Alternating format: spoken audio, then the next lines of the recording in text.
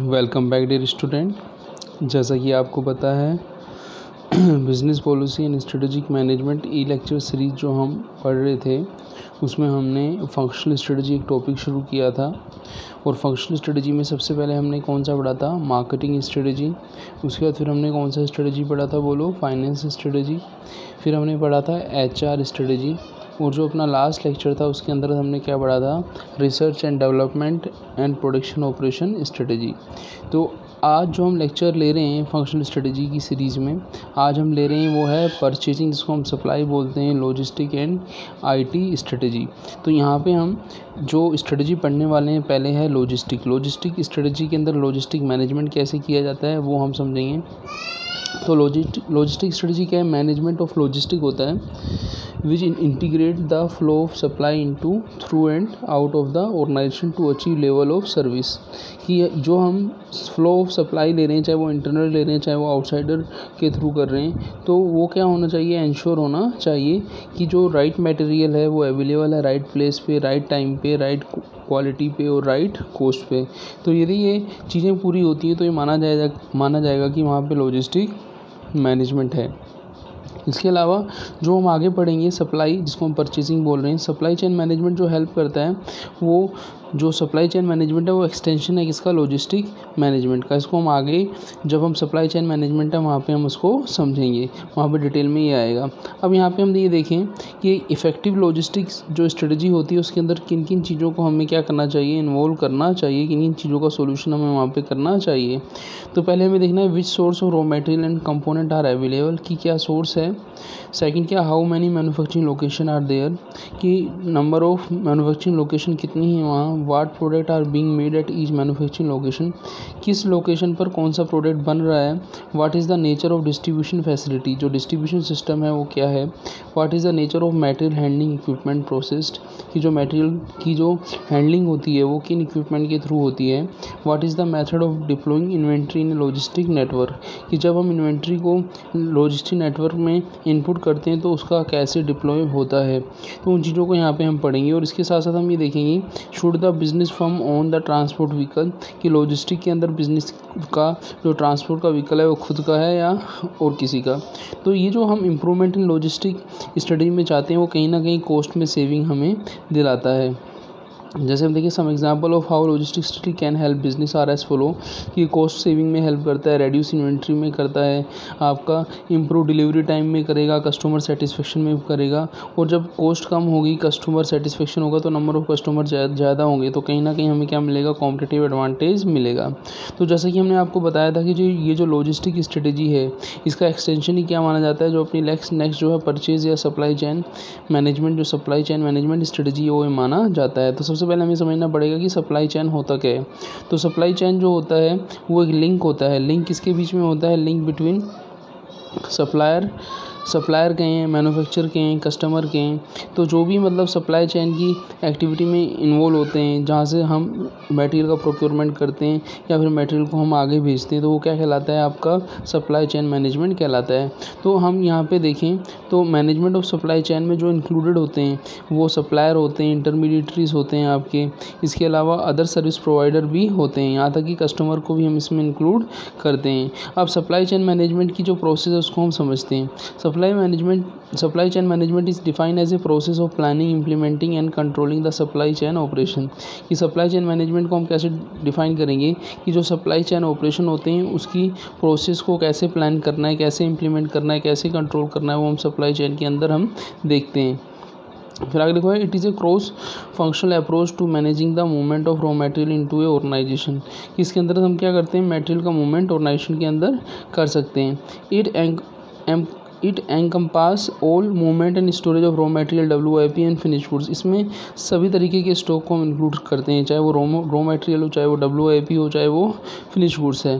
तो कहीं ना कहीं हमने देखा कि जो आपका जो लॉजिस्टिक था वो किसी पर्टिकुलर मटेरियल के लेवल पर डील करता था यहाँ पे, जबकि सभी हम स्टॉक को इंक्लूड करते हैं। इसके अलावा जो सप्लाई चेन मैनेजमेंट है वो फोकस करता है किस पे, कोर कॉम्पिटेंसी पर, और रेड्यूस करता है किसको, जो कॉस्ट होती है उसको रेड्यूस करता है, डिस्ट्रीब्यूशन चैनल को इम्प्रूव करता है। तो कहीं ना कहीं देखिए तो सप्लाई चेन मैनेजमेंट जो है हमारी कोर कॉम्पिटेंसी को बढ़ाने में भी हमें क्या करता है, हेल्प करता है। जो सप्लाई चेन की यदि वर्किंग अच्छी है तो वो कस्टमर में हमारे लिए ट्रस्ट है ना, कोलैबोरेशन पार्टनर्स के बीच में, और ऐसे ही ये जो इन्वेंट्री है उनका जो फ्लो होता है वो बहुत अच्छे से होता है।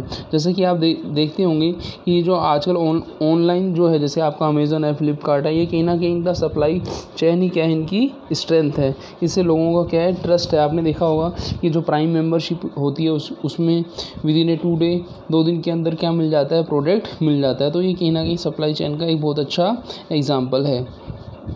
यहाँ पे लिखा हुआ है इस logistic management same as supply chain management. Supply chain और जो लॉजिस्टिक मैनेजमेंट है क्या सेम है? तो मैंने आपको बताया था कि जो लॉजिस्टिक मैनेजमेंट होता है वो सप्लाई चेन का पार्ट होता है। यहाँ पे हमने लिखा भी हुआ है supply chain is an extension of logistic management. There is a difference between two logistic activity physical include management of inbound and outbound. हमने प्रोसेस पढ़ा था, value chain, inbound process, outbound तक ही हम किसको इंक्लूड करते हैं, इसको हम किसमें इंक्लूड करते हैं, लॉजिस्टिक के अंदर इंक्लूड करते हैं। इसके अलावा ट्रांसपोर्टेशन है, वेयर हाउसिंग है, हैंडलिंग ऑफ मटेरियल है, फुलफिलमेंट ऑफ ऑर्डर है, इन्वेंट्री का मैनेजमेंट है, डिमांड जो सप्लाई है और डिमांड की जो प्लानिंग करनी है वो हम इसको किस में इंक्लूड करते हैं। आगे देखें तो these activity also form part of supply chain management. ठीक है ना, कि जो लॉजिस्टिक मैनेजमेंट है जिसको हम सप्लाई चेन मैनेजमेंट का क्या मानते हैं, पार्ट मानते हैं। जो लॉजिस्टिक मैनेजमेंट है वो उसका एक्सटेंशन क्या माना जाता है, सप्लाई चेन मैनेजमेंट माना जाता है।